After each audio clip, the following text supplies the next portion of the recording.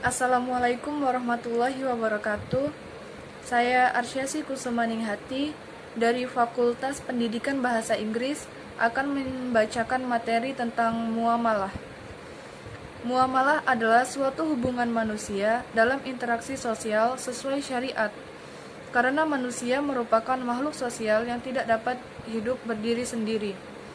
Dalam hubungan dengan manusia lainnya, manusia dibatasi oleh syariat tersebut, yang terdiri dari hak dan kewajiban. Lebih jauh lagi, interaksi antara manusia tersebut akan membutuhkan kesepakatan demi kemaslahatan bersama. Dalam arti luas, muamalah merupakan aturan Allah untuk manusia untuk bergaul dengan manusia lainnya dalam berinteraksi. Sedangkan dalam arti khusus, muamalah adalah aturan dari Allah dengan manusia lain dalam hal mengembangkan harta benda. 2. Jenis-jenis muamalah. Umat Islam dalam melakukan kegiatan sehari-hari selalu berpegang teguh pada norma-norma ilahiyah. Begitu juga dalam muamalah.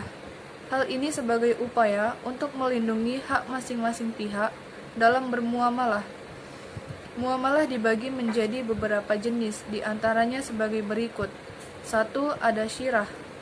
Dalam ilmu muamalah, syirah merupakan suatu akad di mana dua pihak yang melakukan kerjasama dengan tujuan untuk memperoleh keuntungan.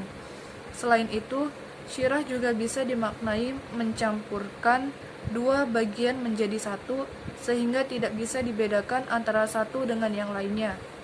Adapun rukun syirah diantaranya: 1. Barang harus halal. 2. Objek akad harus pekerjaan dan modal. 3. Pihak pelaku akad harus memiliki kecakapan melakukan pengelolaan harta. Yang kedua, jual beli. Dalam hukum Islam, kegiatan ekonomi memiliki arti suatu kegiatan atau kesepakatan dalam menukar barang dengan tujuan untuk dimiliki selamanya. Adapun beberapa syarat saat proses jual beli diantaranya berakal sehat, transaksi dilakukan atas dasar kehendak sendiri, dan penjual maupun pembeli harus punya akal, balik, dan lain sebagainya. Yang ketiga, murabahah. Murabahah adalah transaksi atau pembayaran angsuran yang diketahui oleh kedua belah pihak, baik dari ketentuan margin, keuntungan, atau harga pokok pembelian. 4. Sewa menyewa. Sewa menyewa atau dalam Islam disebut akad ijarah merupakan suatu imbalan yang diberikan kepada seseorang atas jasa yang telah diberikan seperti kendaraan, tenaga, tempat tinggal, dan pikiran.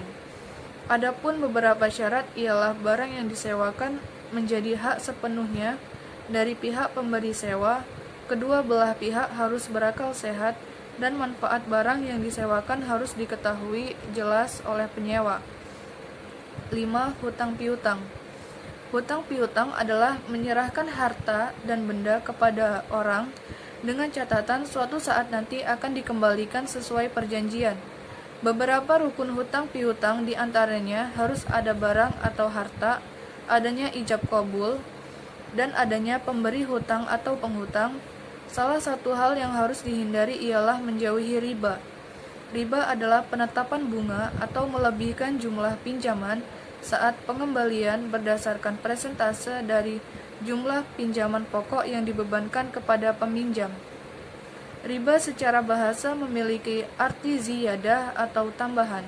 Adapun pengertian riba menurut Syekh Abu Yahya Al-Ansari, riba adalah suatu akad pertukaran barang tertentu yang tidak diketahui padanannya menurut timbangan syarat yang terjadi saat akad berlangsung atau akibat adanya penundaan serah terima barang baik terhadap kedua barang yang dipertukarkan atau salah satunya saja. Tujuan muamalah. Tujuan muamalah adalah terciptanya hubungan yang harmonis antara sesama manusia sehingga tercipta masyarakat yang rukun dan tentram.